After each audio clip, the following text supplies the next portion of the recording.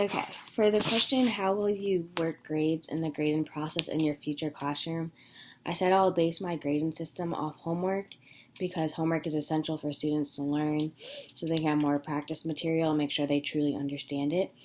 I'll also base it off classwork and participation because this allows me to see if they're staying focused and if they truly understand the material. And then participation applies to attendance and classroom behavior and um, just overall participating. And then lastly, tests and quizzes. How will you keep students informed of their progress during the grading term?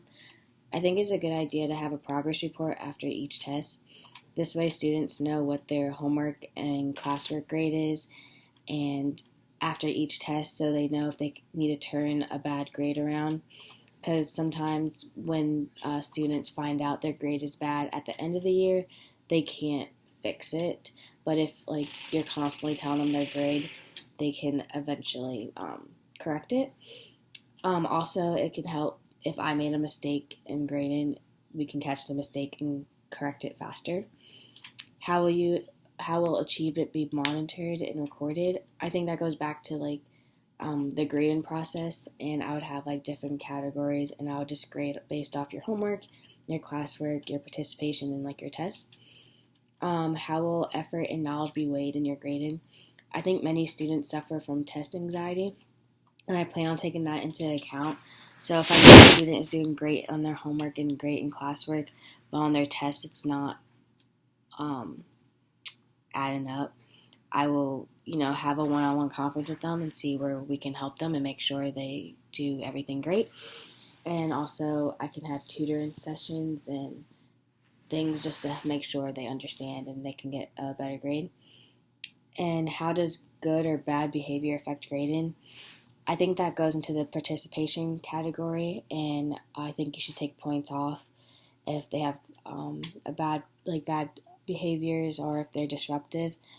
But I also think you should reward good behavior by giving extra credit to students, and this can overall be an extrinsic motivation. And then lastly, what were your initial thoughts when you watched the Miracle Workers video? Personally, he's one of my favorite speakers.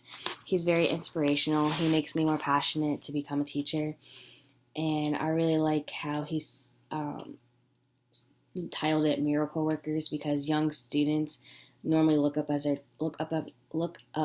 to their teachers as miracle workers because they believe that teachers know everything.